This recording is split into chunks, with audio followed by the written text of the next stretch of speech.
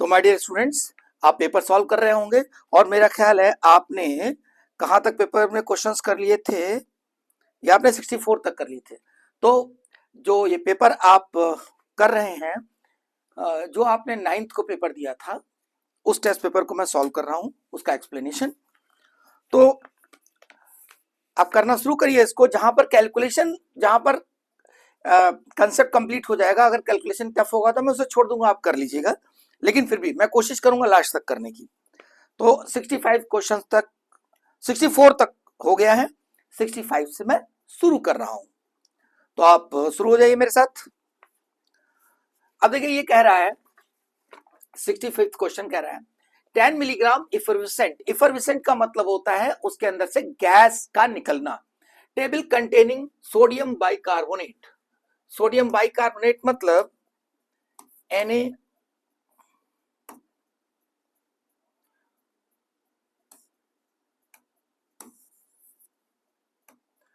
Na HCO3 and oxalic acid H2C2O4।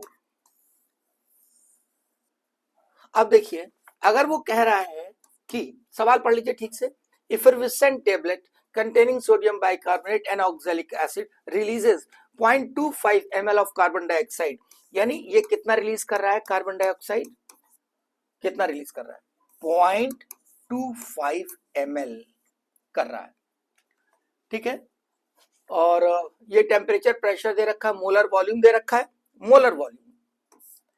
Molar volume of carbon dioxide is 25 litre, ठीक है। ये जैसे 22.4 litre दिया रहता है, तो इन्होंने यहाँ पर जो भी टेम्परेचर कंडीशन दे रखी है, जो कंडीशन दे रखी है उस पर ये बता रहे हैं कि 25 लीटर है।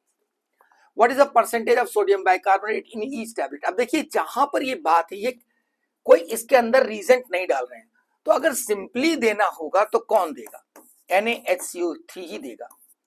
इसका 10 जो मिलीग्राम है, इस 10 मिलीग्राम में जो कार्बन डाइऑक्साइड रिलीज करेगा इजीली, वो कौन करेगा, ये करेगा Na2CO3 plus H2O plus CO2। Balance कर लेते हैं इसको, Na2CO3 H2O प्लस CO2। अब देखिए इसका जो मोलर मास है कितना हो जाएगा, NaSCO3 का मोलर मास होगा मेरे ख्याल 84 आएगा।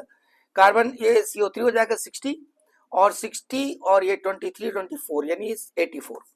तो 84 ग्राम, 44 ग्राम कार्बन डाइऑक्साइड रिलीज करेगा, या हम कह सकते हैं 25 लीटर करेगा, क्योंकि 25 लीटर यहां पर दे रखा है मोलर वॉल्यूम। मोलर मास का जो वॉल्यूम होता है वही मोलर वॉल्यूम कहलाता है। तो 25 लीटर अगर कार्बन डाइऑक्साइड निकल रही है तो NaCO3 कितना है, इतना है, इट इज 2 4 8 एंड 2 8 16, इतना ग्राम है, ठीक है। अब मैं इसको यहां पर लिख लेता हूं, इसको हटा करके, ठीक है, थोड़ा इसको बड़ा कर लिया जाए, इसको बड़ा कर लिया जाए, 0.25 ml कार्बन डाइऑक्साइड। तो देखो अगर 25 इंटू 10⁻³ ml, अगर इतना कार्बन डाइऑक्साइड निकल रहा है तो सोडियम बाइकार्बोनेट का मास कितना होगा 168 ग्राम। तो 1 होगा तो कितना होगा 168 बाई 25 इंटू 10⁻³। तो निकल कितना रहा है बेटा, यहां पर देखिए 0.25, तो ये 0.25 निकलने में कितना होगा 168 25 इंटू 10⁻³ इंटू 0.25। सॉल्व करते हैं इसको हटा दे, इसको सॉल्व किया जाए। देखिए अब बेटा देखो यहां पर 168 इंटू 25 इंटू 10⁻⁻², 25 10⁻³ इसको काट दीजिए, ये हो जाएगा 168 इंटू 10⁻³ ग्राम, या 1.68 मिलीग्राम। तो ये हो जाएगा परसेंटेज ऑफ NaHCO3 बराबर 1.68 अपॉन 10 मिलीग्राम में ये मिक्सचर का हो गया इनटू 100। ठीक है, तो ये काट दो इसको, ये आ जाएगा 16.8%। ये आ गया आंसर। ठीक है, आंसर जो है कौन सा, 65th।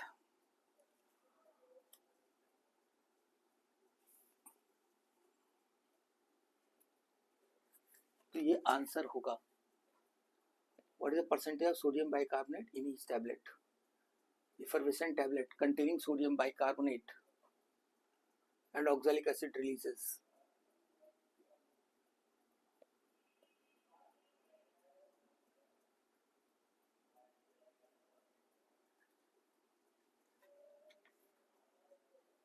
तो 10 मिलीग्राम में 1.68 ये होना चाहिए।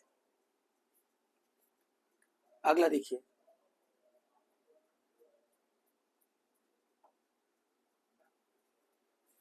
Sixty five. तो यहां पर 65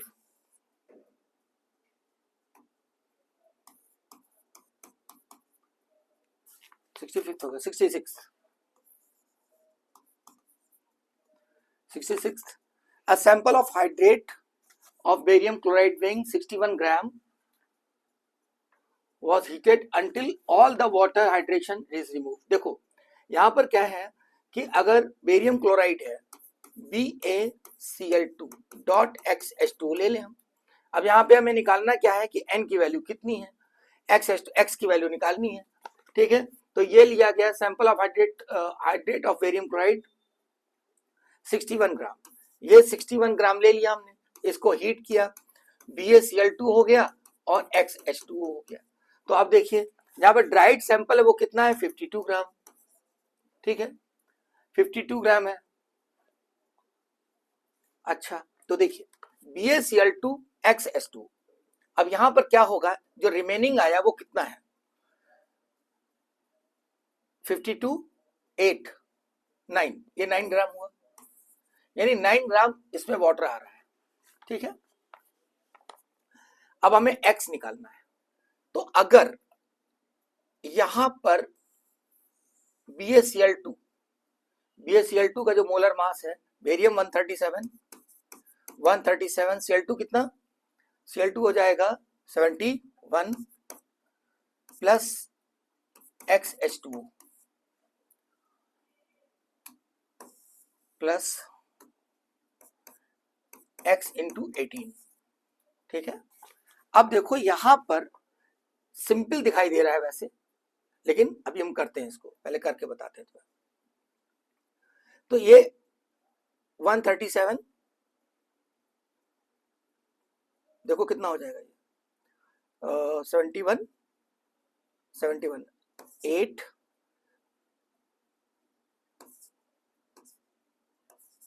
208 X इंटू 18, ये हमारा मोलर मास है। और यहां पर BaCl2 कितना होगा, 208। ठीक है, यानी इसका मतलब ये हुआ कि हम कई तरीके से सवाल को कर सकते हैं, कई तरीके से हम क्वेश्चंस को कर सकते हैं। तो देखो 208 प्लस X18 ये इसका मोलर मास हुआ। अगर इसमें से हम वाटर सारा निकाल दें तो कितना बचेगा, 208 इज इक्वल टू, ठीक है।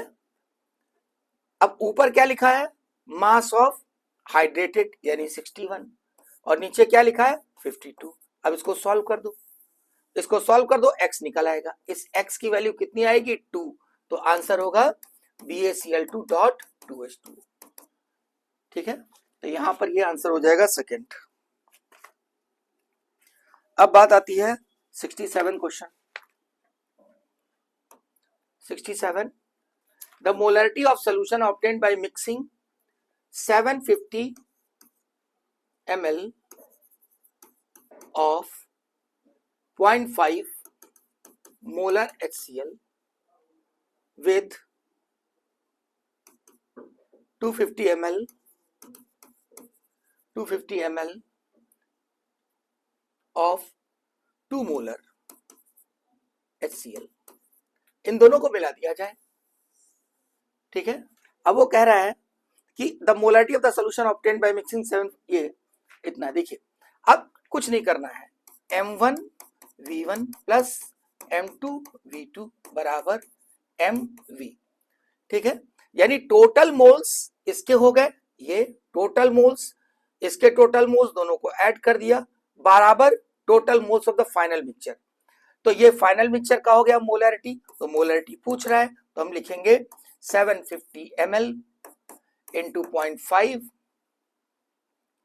प्लस 250 इंटू 2 अपॉन, देखो मोलैरिटी को वॉल्यूम से मल्टीप्लाई करोगे मोल्स आ जाएंगे, मोलैरिटी को वॉल्यूम से मल्टीप्लाई करोगे मोल्स आ जाएंगे। ये हो गया टोटल मोल्स, ये हो गया total moles upon total volume. Total volume कितना है 250, यानी ये 1000 ml है। ठीक है, इसको सॉल्व कर दीजिए तो कितना आएगा, इसको हम कह सकते हैं 0.5 यानी 75 इंटू 5 प्लस ये हो जाएगा 500 अपॉन 1000, और इसको और सॉल्व किया जाए तो आ जाएगा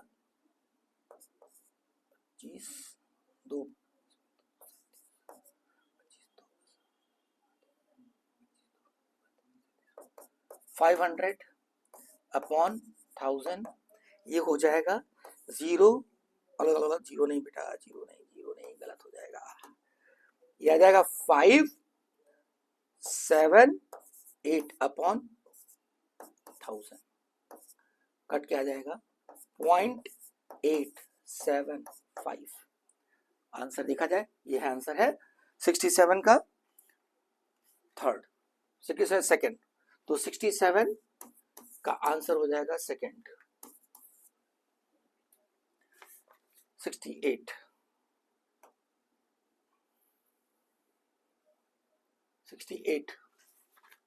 Al plus 6 HCl 2 Al plus 3 6 Cl minus 3 H2 gas in the reaction 11.2 liter hydrogen at STP is produced for every mole of HCl। अच्छा, इसमें करेक्ट सेलेक्ट करना है, तो देखिए 11.2 litre of H2 at STP is produced for every mole of HCl, बिल्कुल सही है। देखो यहां पर क्या है 3 इंटू 22.4 लीटर, ये होगा 6 मोल से 6 मोल HCl, 6 मोल HCl कितना देगा बेटा, ये देगा, तो 1 मोल HCl कितना देगा, ये हो जाएगा 322.4 अपॉन 6, तो 11.2 लीटर, यानी 1 मोल HCl कंज्यूम होगा तो 11.2 लीटर हाइड्रोजन मिलेगा। सही है, तो ये पहला वाला ही सही हो जाएगा, इसका मतलब 68 का फर्स्ट। ठीक है, ओके, अब आते हैं 69 पे। 69, अब 69 तो बहुत आसान है, देखिए 69 में क्या है, 69 में जो लाइमन सीरीज है, लाइमन सीरीज, ये लाइमन सीरीज है बेटा, बामर सीरीज पास्टन फोर्ड। अब बामर कहाँ होती है, कलर्ड वाले में, विजिबल रीजन में होगा, तो बी को हम फोर्थ के साथ मिला दें। अब देखो बी का फोर्थ एक ही में है, तो इसका मतलब ये हो गया 69 का फोर्थ हो गया। ठीक है, अब ये ए जो होता है लाइमन सीरीज कहाँ हो जाएगी, अल्ट्रावायलेट रीजन में, तो वो सब फिट बैठ जाएगा। जैसे ही तुम कहोगे बामर जो है विजिबल में, फोर्थ वाले में सारा सेट हो जाएगा। ठीक है, आगे चलते हैं। अब ये देखिए question,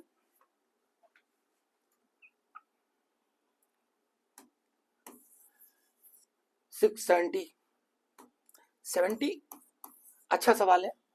Rutherford's gold foil experiment cannot explain the line spectrum of the hydrogen spectrum. ठीक है, cannot Rutherford Goldfein experiment, Rutherford Goldfein experiment cannot explain the line spectrum of the, बिल्कुल ये गलत है स्टेटमेंट, ठीक है।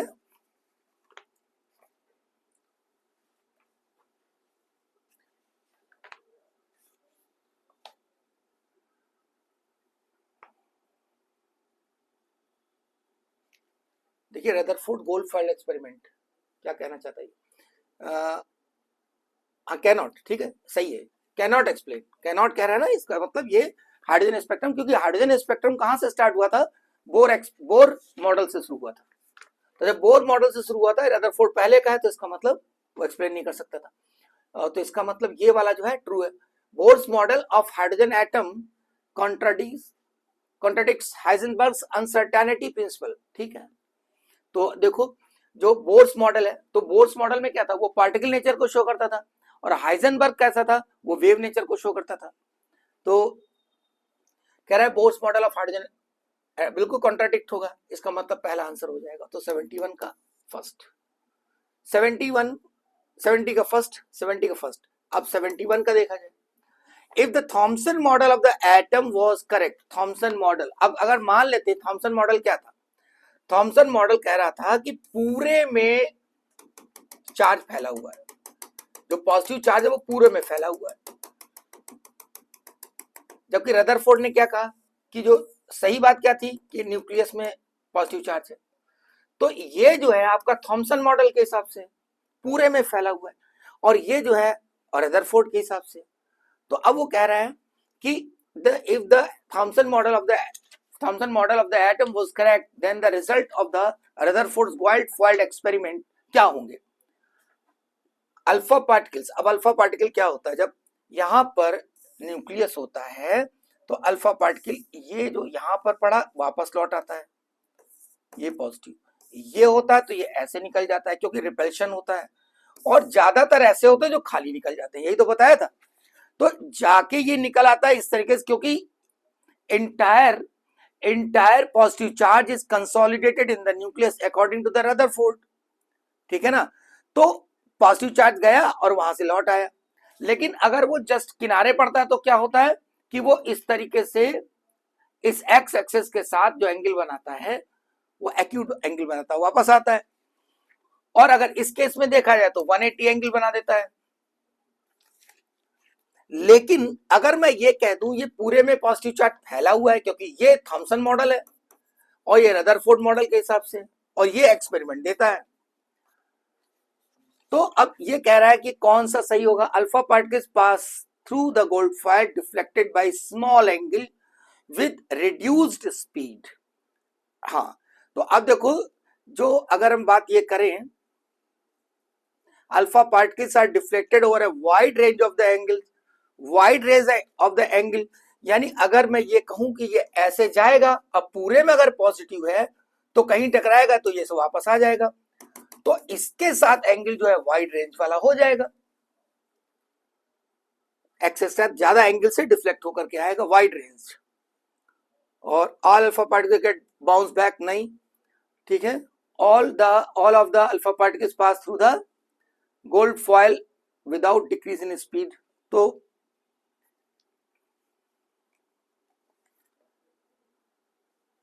अब देखो यहां पर एक तो ये हमारा हो सकता है, सेकंड वाला हो सकता है, और एकदम पूरी तरीके से अगर पलट जाए तो ये 3, लेकिन जब पूरे में फैला होगा तो डेंसिटी उतनी नहीं होगी, क्योंकि कंसोलिडेटेड है इसने सेंटर मास पे रदरफोर्ड मॉडल में, तो वहां पर 180 डिग्री से लौट आता है। लेकिन यहां पर पूरे में कंसोलिडेटेड नहीं है, स्प्रेड है, तो स्प्रेड जब होगा तो क्या होगा, वाइड रेंज से वापस आएगा। तो इस क्वेश्चन के हिसाब से 71 के हिसाब से इसका जो आंसर है वो ये होना चाहिए सेकंड, ठीक है। ओके आगे चलते हैं।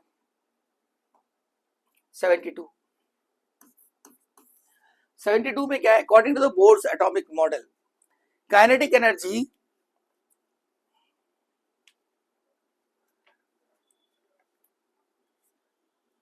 According Bohr's atomic model, Bohr's ने क्या बताया था, बोर्स ने बताया kinetic energy of the electron is proportional to the Z² upon N², ठीक है।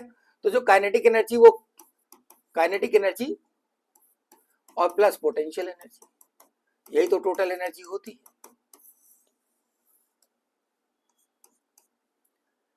ठीक है, तो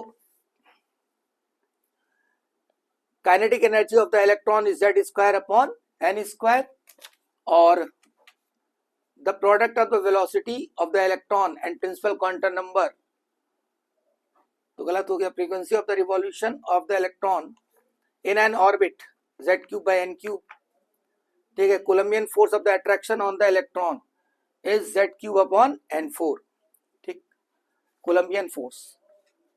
तो अब ये देखिए कोलम्बियन फोर्स होता क्या है। अगर मैं कोलम्बियन फोर्स की बात करूं तो ये देखिए न्यूक्लियस है, यहाँ पर ये न्यूक्लियस और ये इलेक्ट्रॉन। ठीक है, अगर ये मैं कहूं यहाँ पर Z इसका एटॉमिक नंबर है तो इस पर चार्ज कितना हो जाएगा, ZE के बराबर, और यहाँ पर ये इलेक्ट्रॉन तो, और R इसके बीच की डिस्टेंस है, R मान लो डिस्टेंस, तो क्या हो जाएगा, जो कोलम्बियन फोर्स होगा वो होगा K, कांस्टेंट है, CGS में K की वैल्यू 1 हो जाती है। ठीक है, तो यहां पर हो जाएगा ZE into E upon R square, तो it is K ZE square upon R square. ये हुआ कोलम्बियन फोर्स। ठीक है, अब जो R की वैल्यू है, R की जो वैल्यू होती है, R N की वैल्यू होती है N स्क्वायर बाई Z, ये याद कर लीजिए। Z is the atomic number या number of protons, N is the number of shell, और ए नॉट लिखिए या R नॉट लिख लीजिए, जो मन करे। ये तुम्हारा बोर रेडियस हो गया, इसको याद रखिए बिल्कुल, ये बोर रेडियस हो गया। तो nth के लिए हम यहां पर रख सकते हैं R, तो ये हो जाएगा KZE स्क्वायर अपॉन, ये रख दें N square upon ZR not का स्क्वायर, तो ये हो जाएगा KZ स्क्वायर क्यूब ऊपर हो जाएगा। देखो ये Z स्क्वायर है, ऊपर जाएगा तो Z क्यूब हो जाएगा, KZ cube square N to the power 4 R naught square, ये हो जाएगा, ये आ जाएगा कोलम्बियन फोर्स। तो कोलम्बियन फोर्स को तो मैं इसमें चेंज करना था, तो देखो यहाँ पर आ रहा है 4, यानी इसका ये सब तो कांस्टेंट है, तो कोलम्बियन फोर्स किसके प्रोपोर्शनल आ जाएगा, ये आ जाएगा बेटा proportional to Z cube upon N to the power 4, ये हो गया। ठीक है, तो ये इसमें काइनेटिक एनर्जी तो Z square upon N square हो ही जाएगा, और ये तुम्हारा हो गया कोलम्बियन फोर्स वाला, इस तरह हो गया। तो ये आ जाएगा 72 का आंसर होना चाहिए ए, और यानी फर्स्ट आंसर होना चाहिए, 72 का फर्स्ट आंसर होना चाहिए। ठीक है, काइनेटिक एनर्जी निकाल लोगे ना, देखो ये बहुत आसान है, लिख देता हूं, काइनेटिक एनर्जी का लिख देता हूं। देखो जो कोलम्बियन फोर्स होता है बेटा वो mv स्क्वायर बाई R होता है। ठीक है, और जो इलेक्ट्रोस्टैटिक फोर्स होता है वो कितना होता है, KZE square upon R square. ये कोलम्बियन फोर्स दोनों को बराबर कर दो, KZE स्क्वायर R स्क्वायर बराबर mv स्क्वायर बाई R, क्योंकि जो हमारा न्यूक्लियस में इलेक्ट्रॉन घूम रहा है तो ये इलेक्ट्रोस्टैटिक फोर्स हुआ, ये इलेक्ट्रोस्टैटिक फोर्स कोलम्बियन फोर्स, और ये क्या हुआ तुम्हारा सेंट्रीफ्यूगल फोर्स, बाहर की तरफ सेंट्रीफ्यूगल फोर्स ये हुआ, और ये कोलम्बियन फोर्स, इसको कोलम्बियन फोर्स कर दें F' से, ये दोनों बराबर होंगे तभी ये जो सर्कुलर पाथ पे मूव करेगा। अब इसको आप सॉल्व कर लो, तो ये हो जाएगा R का 2 हो गया, mv स्क्वायर बराबर कितना हो जाएगा, mv स्क्वायर बराबर KZE square by R, half कर दो, ये काइनेटिक एनर्जी हो गई। ठीक है, अब R की वैल्यू जो रखी थी हम लोगों ने वो यहां रख दो। R की वैल्यू क्या रखी थी, R की वैल्यू थी N स्क्वायर अपॉन Z, ये ध्यान रखो नहीं तो उसको पूरा निकालना है, इसको याद कर लो बिल्कुल, R नॉट ये बोर्स, तो इसको रखोगे यहां पर बेटा तो आ जाएगा KZE square ZE square 2R, R की वैल्यू रखी जाए तो 2R, Z ऊपर चला गया Z स्क्वायर और N स्क्वायर नीचे, और ये R नॉट, तो देखो क्या आ जाएगा, kinetic energy is proportional to the constant, सारा हटा दो, z square upon n square, z square upon n square. तो इस तरीके से जो इसका आंसर होगा 72 का वो ए एंड डी करेक्ट। ठीक है, आते हैं, चलिए अगला देखते हैं। अब क्या है 73 क्या कह रहा है, for the Balmer series in the spectrum hydrogen this is this the correct statement among the. ठीक है, तो जो बामर सीरीज है,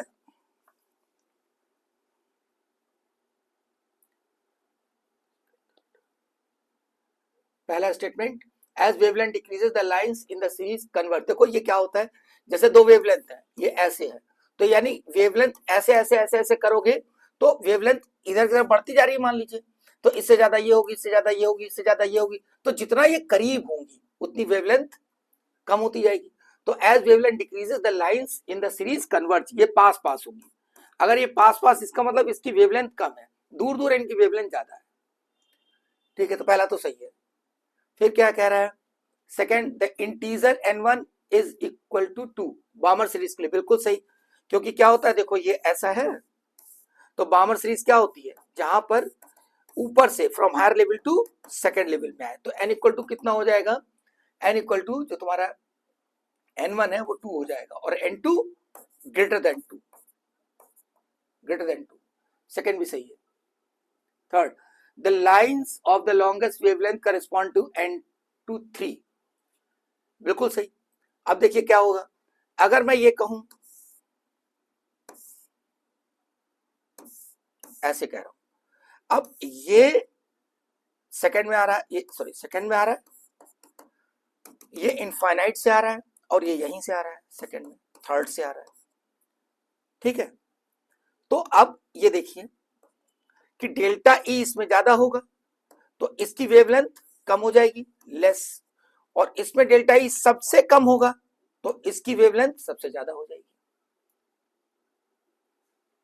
n equal to 2, n equal to 3, delta E इसका कम होगा, सबसे कम डेल्टा ई, तो वेवलेंथ इसकी ज्यादा, तो थर्ड वाला भी सही है। The ionisation energy of hydrogen can be calculated from wave number of the lines 9, तो इसका मतलब first second third is correct, तो इसका आंसर हो जाएगा थर्ड 73, 74 आ जाएगी, तो बहुत आसान है 74। देखिए अभी हम लोगों ने क्या लिखा, हम लोगों ने लिखा आर एन बराबर N square upon Z A R naught, this is Bohr's radius and this is radius of NHL, Z is number of protons, atomic number। अब de Broglie wavelength, de Broglie wavelength of electron, de Broglie wavelength कैसे निकालते हैं, 2 pi r बराबर n lambda, lambda is the de Broglie wavelength। अगर कोई electron घूम रहा है किसी सेल में, तो इसकी वेवलेंथ ये एसोसिएटेड होगी, r की वैल्यू रख दो, 2 pi n square upon z r not an lambda, ऐसे लिख सकते हैं। ठीक है, अब इसको हटाओ, यहां पे देखो, क्योंकि आर की वैल्यू ये रखी है, अब एन कह रहा है 4, चलो 2 पाई 4 रखा तो 16, जेड आर नॉट बराबर 4 लैम्डा, लैम्डा तो ये हो जाएगा 4 2 जा 4 4 जा 4 4 जा कट गया ये, तो लैम्डा बराबर हो जाएगा 8 पाई r nought by Z, 8 pi r nought by Z. क्या कह रहा है, the de Broglie wavelength of the electron fourth Bohr's radius is, अच्छा बोर्स रेडियस की बात कर रहा है, तो बोर्स रेडियस, और क्या कह रहा है, Bohr's radius fourth de Broglie, तो 8 पाई आर नॉट, 8 पाई आर नॉट, यानी ए नॉट कह रहा है, ए नॉट का मतलब बोर्स रेडियस हो जाएगा fourth electron in the fourth Bohr orbit is, ठीक है, फोर्थ बोर ऑर्बिट में है, एन की जगह 4 रख दिया। अब हाइड्रोजन के लिए बात कर रहा है, क्योंकि जो बोर्स रेडियस है, वो बोर्स का जो कंसेप्ट है वो हाइड्रोजन या हाइड्रोजन की तरह के लोगों के लिए है, तो जनरली हम हाइड्रोजन मान के चलेंगे, तो यहाँ पर हमने Z1 रख दिया।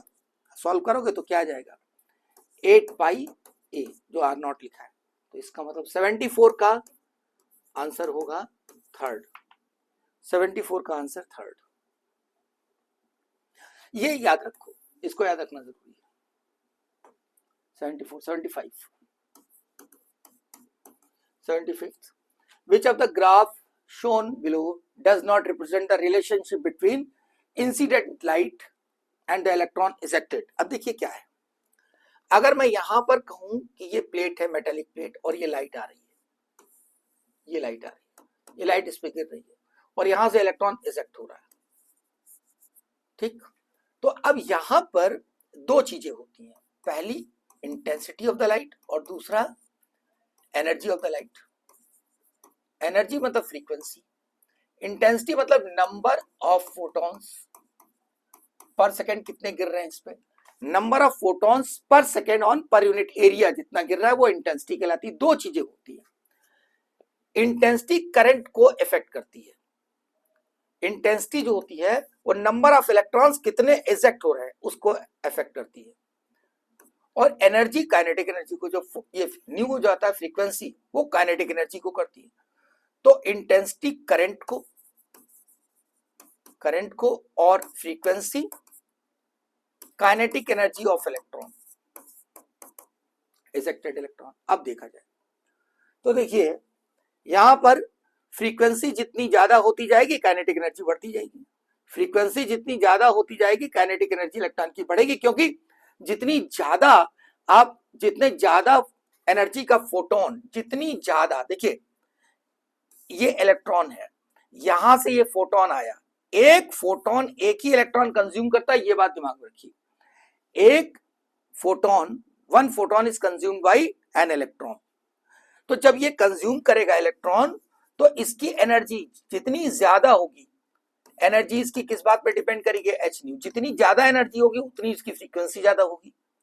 तो ज्यादा फ्रीक्वेंसी का अगर फोटोन ये इलेक्ट्रॉन इंगेज कंज्यूम करता है तो ये निकल के बाहर आ गया, यहां का खर्चा तो वर्क फंक्शन के बराबर है, सेम है, तो ज्यादा एनर्जी कंज्यूम करेगा तो ज्यादा काइनेटिक एनर्जी से निकलेगा, ये कहने का मतलब है।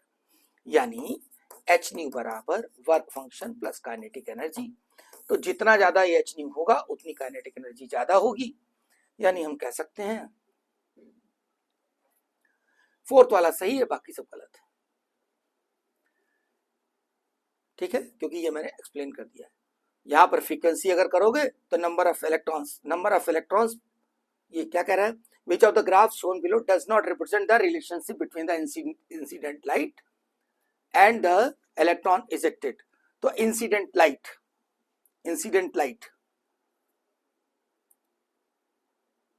डज नॉट रिप्रेजेंट,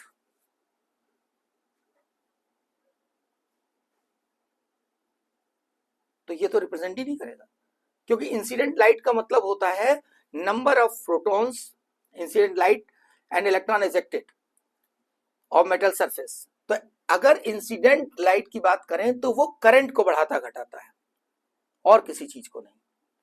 तो यहां पर energy of light, kinetic energy of electron, ठीक है, तो energy of light zero kinetic energy यहां पर, ठीक है,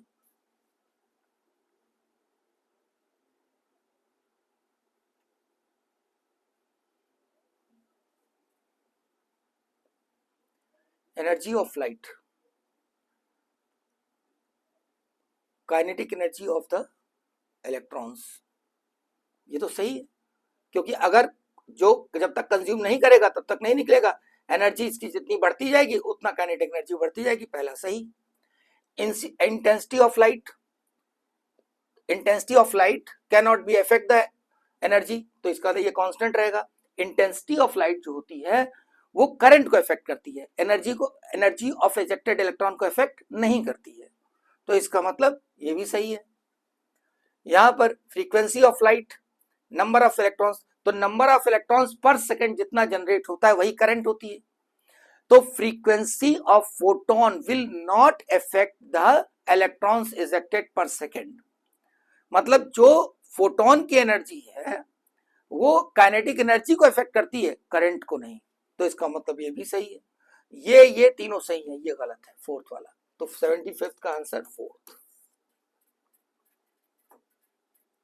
76, What is the work function of the metal if the light of wavelength generates photoelectrons of the velocity is this? ठीक है, तो वर्क फंक्शन निकालना है. Metal if the light of wavelength कितनी है 4000 एंगस्ट्रॉम का मतलब 10 की पावर -10 मीटर फोटो इलेक्ट्रॉन्स, और वेलोसिटी फोटो इलेक्ट्रॉन की कितनी है 6 × 10⁵. ठीक है, वर्क फंक्शन पूछ रहा है तो ठीक, तो वर्क फंक्शन बराबर क्या हो जाएगा h new minus kinetic energy h new. This is the energy of photon. तो फोटोन की एनर्जी कितनी होगी h की वैल्यू लिख लो, प्लैंक्स कांस्टेंट दे रखा है 6.626 इंटू 10⁻⁻34 इंटू फ्रीक्वेंसी कितनी दे रखी है 4 वेवलेंथ कितनी दे रखी है, हमें फ्रीक्वेंसी लिखना है तो फ्रीक्वेंसी कैसे लिखते हैं v बराबर न्यू लैम्डा, तो न्यू बराबर v बाई लैम्डा. वेलोसिटी कितनी दे रखी है velocity of light 3 × 10⁸ upon lambda 4000 -10 into 10⁻⁻10. ये आ गया तुम्हारा h न्यू और काइनेटिक एनर्जी. अब ये वेलोसिटी दे रखी है इलेक्ट्रॉन्स की, तो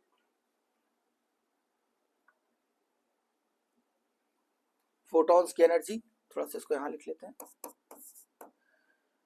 6.626 into 10⁻⁻34 into 3 × 10⁸ upon 4000 into 10⁻⁻10 minus this is the energy of photon minus kinetic energy of the ejected electron.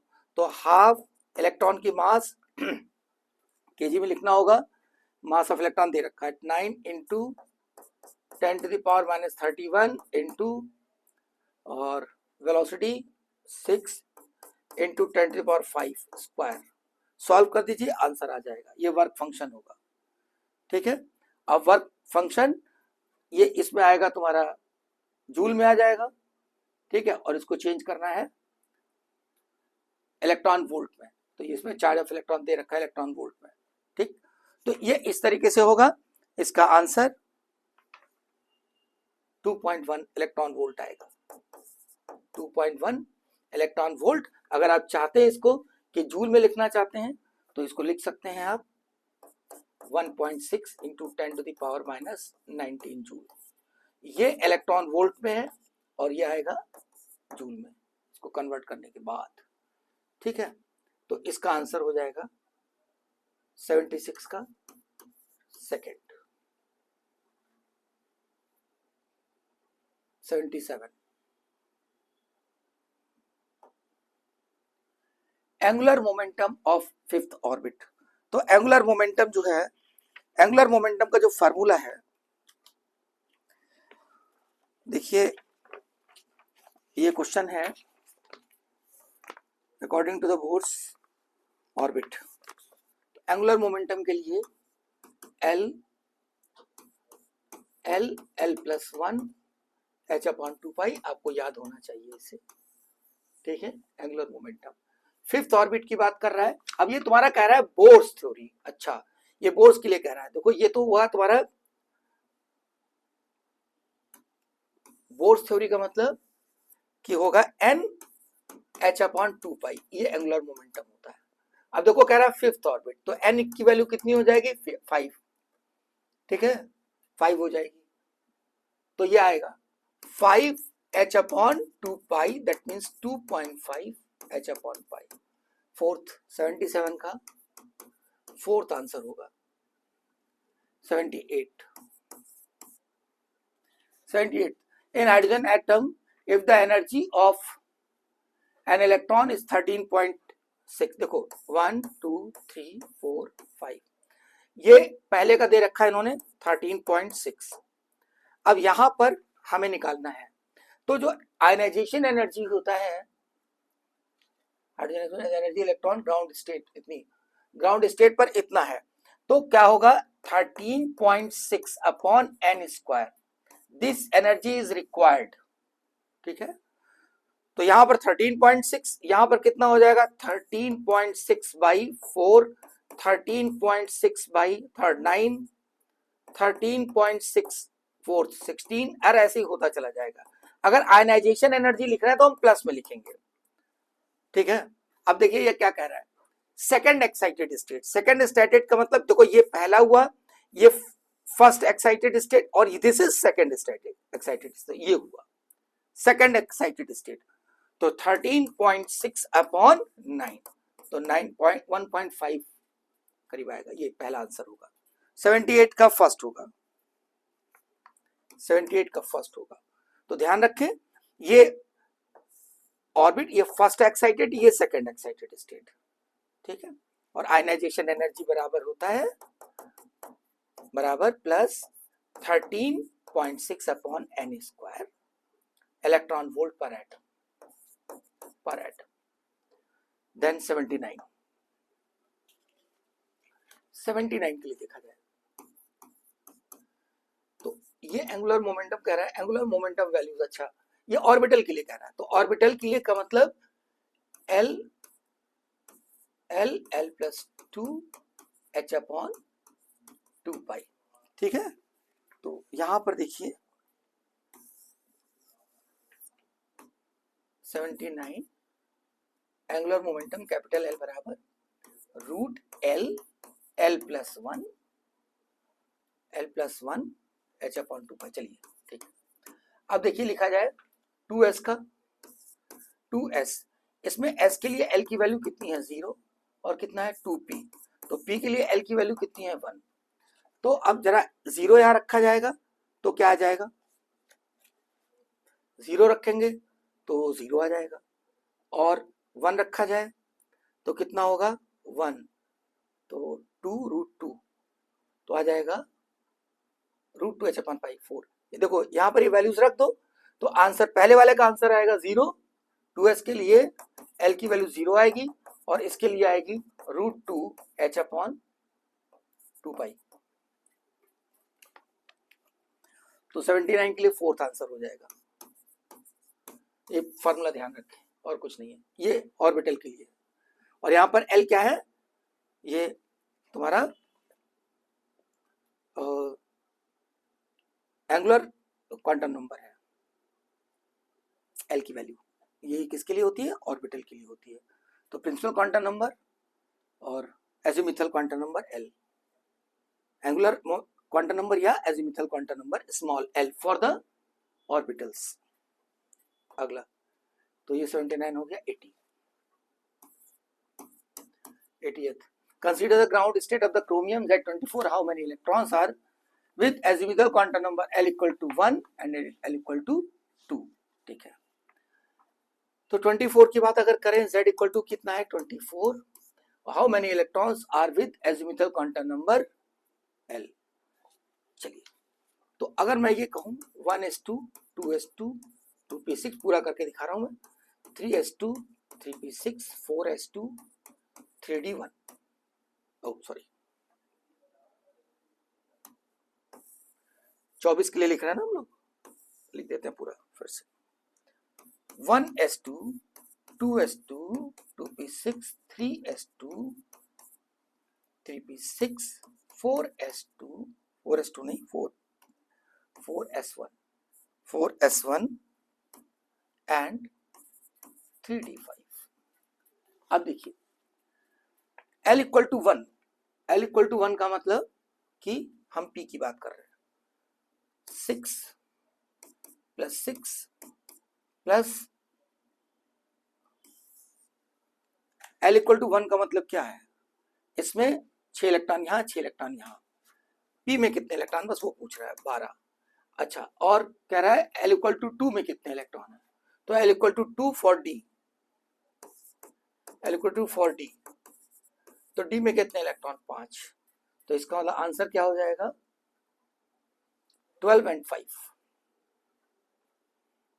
12 and 5, 80 का फोर्थ होगा 80 का।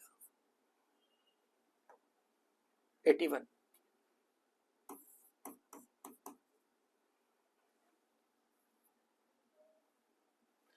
For a given cell, the total number of allowed orbital is n square. बिल्कुल सही है. किसी shell के लिए total number of orbitals कितना होता है? n square. ठीक है. और for any subshell the special orientation of orbital is given by -L2 + L. अब देखिए यहां पर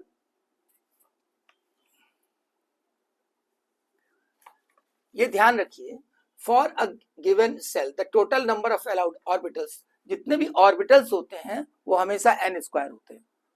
ठीक है. पहले अगर सेल में देखा जाएगा तो कितना होगा? एक ऑर्बिटल है s.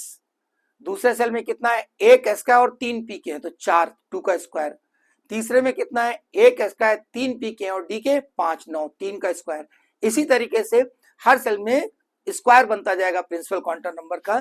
तो number of orbitals present in specific cell is n square. Second statement है for any subcell the special orientation. अब स्पेशल ओरिएंटेशन क्या होता है?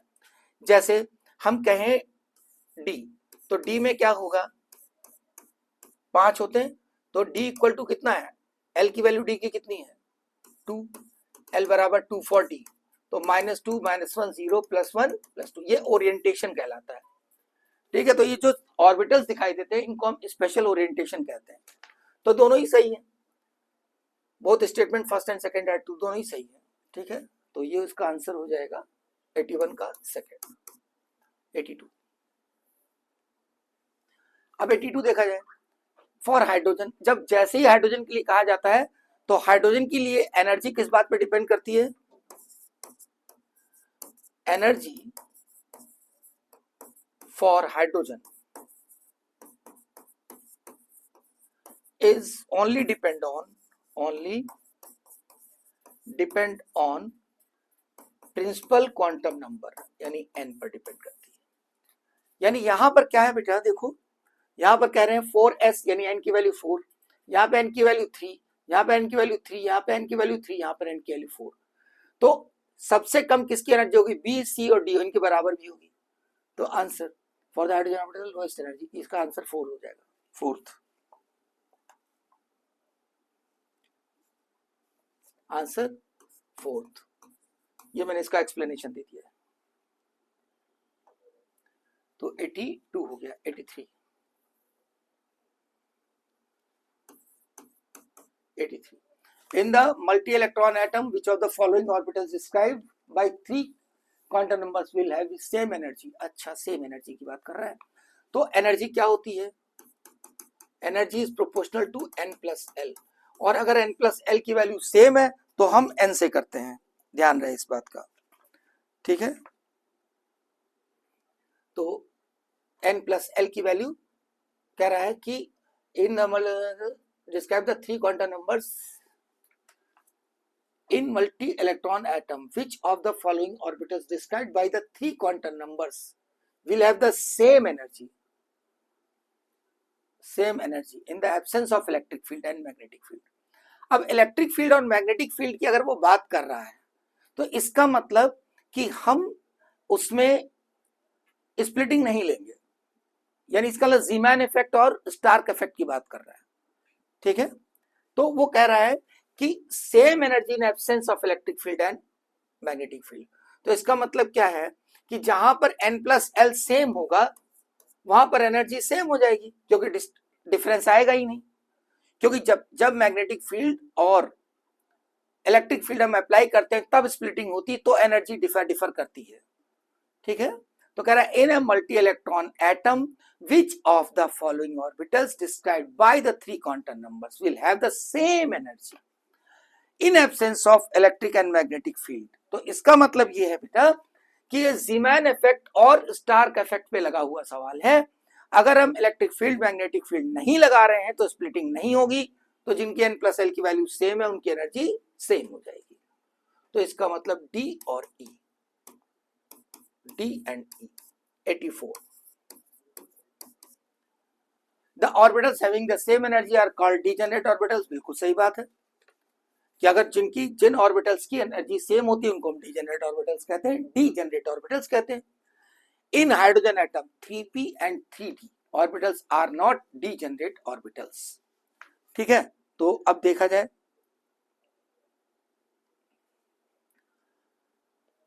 ये कह रहा है पहला वाला स्टेटमेंट तो सही है, first statement is correct. Second को जरा पढ़ा जाए। In hydrogen atom 3p and 3d are, देखो अब 3p और 3d ये कह रहा है सेम नहीं है ना। हाइड्रोजन के केस में सिर्फ हम n से देखते हैं, जिनकी एनर्जी सेम होती है उसको हम कहते हैं डीजेनरेट ऑर्बिटल्स। और यहां पर दोनों में n की वैल्यू क्या है, सेम है।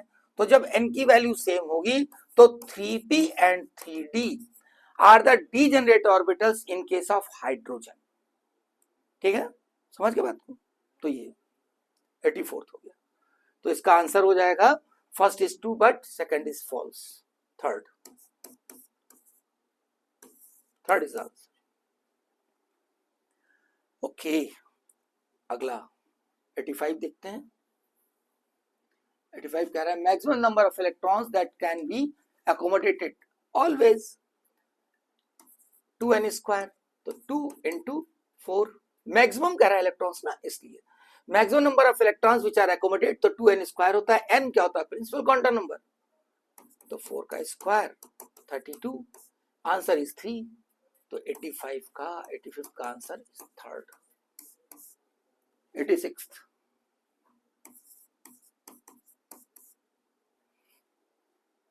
Arrange the following orbitals in decreasing order of energy. ठीक है, तो एनर्जी का मतलब n प्लस एल, तो n plus L A B C D. Arrange the following orbitals in decreasing order of energy, तो n प्लस एल से देखा जाएगा। तो n प्लस एल, ए का कितना 3, मैं n प्लस एल निकाल रहा हूं, n प्लस एल 3, बी का कितना है 4, सी का कितना है 4 और डी का कितना है 5। अब 4 4 बी और सी में चेक किया जाए, अगर n प्लस एल सेम है तो उसकी एनर्जी ज्यादा होती है जिसके n की वैल्यू बड़ी हो। तो n की वैल्यू बड़ी किसकी है, देखो यहां पर क्या है 3 + 1 4 और यहां भी 4 है, तो यहां पर b बड़ा होगा, तो सबसे बड़ा होगा d की एनर्जी सबसे ज्यादा, फिर उसके बाद आएगा b आएगा, फिर उसके बाद आएगा c और उसके बाद a। ठीक है, ये आ गया, तो answer is first. 87 the electronic configuration is the magnetic quantum number which of the following statement is or correct। okay, तो 87 पहला वाला तो देखते ही सही लग रहा है, 3d5 4s1 क्रोमियम का लिखोगे तो ये सही है। ठीक है, द मैग्नेटिक क्वांटम नंबर में हैव अ नेगेटिव वैल्यू, सही है, नेगेटिव वैल्यू होता है। मैग्नेटिक क्वांटम नंबर -l से लेकर के +l तक होती है, -l से लेकर के +l तक होती है, तो इसका मतलब इसमें माइनस हो सकता है। अच्छा, और उसके बाद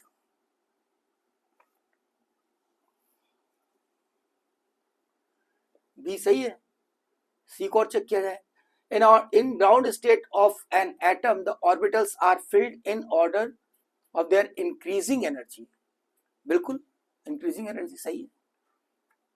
the total number of node are given by n-2, नहीं, नोड क्या होता है n-l + 1 + l, n नोड वाली बात बता रहे हैं यहाँ पे, नोड कहाँ गया, ये n-l - 1 + l, इन दोनों को ऐड कर दो आएगा n-1, ये होता है टोटल नोड्स। तो ए सही है, बी सही है, सी सही है, तो आंसर इज फोर्थ। 87 का फोर्थ आंसर।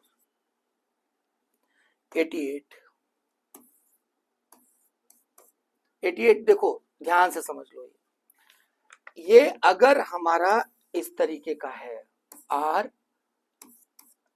वेव फंक्शन के साथ probability of maximum probability of wave function, ठीक है।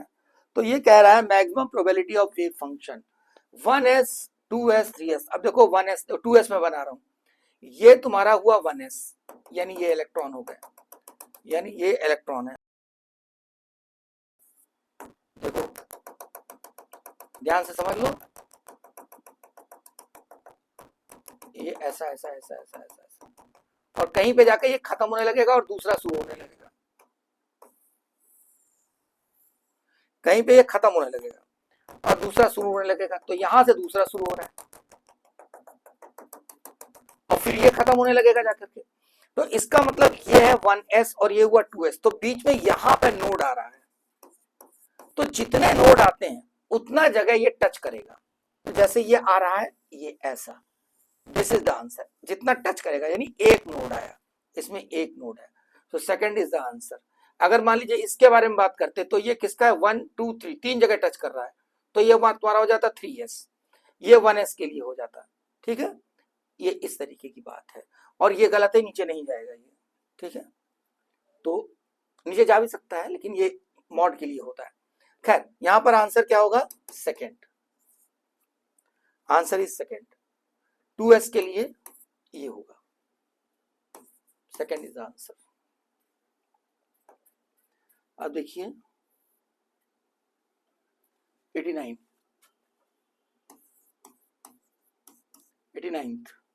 the number of subshell associated with n equal to 4, m equal to -2, n equal to 4, the number of subshell associated, subshell कह रहा है, ध्यान रखें subshell. तो सबशेल एसोसिएटेड का मतलब क्या होता है, n इक्वल टू 4 कहने का मतलब है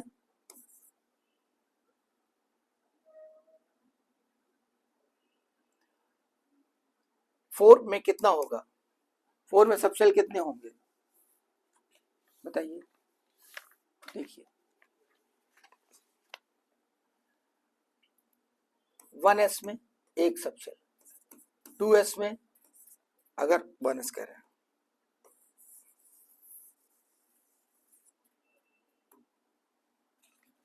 अगर मैं कहूं n equal to 1 1s, n equal to 2 SNP, n equal to 3 SPD, n equal to 4 SPDF। इसका मतलब 4 अगर n है तो इसके अंदर कितने सबशेल एसोसिएटेड हैं, कितने हैं, 4 सबशेल, लेकिन कह रहा है m-2। तो अब देखो SP ये तो हो ही नहीं सकते, -2 इसमें है ही नहीं, ठीक है। अब यहां पर D में कितना है, 5 होते हैं, -2 का कितना है, 1। देखिए D में 5 बनाओगे बेटा, ये 5 बनाओगे तो ये -2 -1 0 +1 +2, तो -2 का 1 आएगा, ऐसे -2 का यहां पर 1 आएगा, तो इसमें कितने हो जाएंगे, 2। तो आंसर इज फोर्थ, 2 हो जाएगा आंसर, 89 का फोर्थ। मतलब समझ गए ना कि जैसे S में तो -2 होगा ही नहीं, P में -2 होगा ही नहीं, D में -2 होगा और F में -2 होगा, तो -2 तो एक ही ऑर्बिटल होगा, एक ऑर्बिटल इसमें, एक ऑर्बिटल इसमें, 2 ऑर्बिटल हो गए। आइए total number of orbitals associated with the principal quantum number 5 orbitals. अभी बताया था मैंने कि number of orbitals associated with shell n is equal to n square, याद रखो।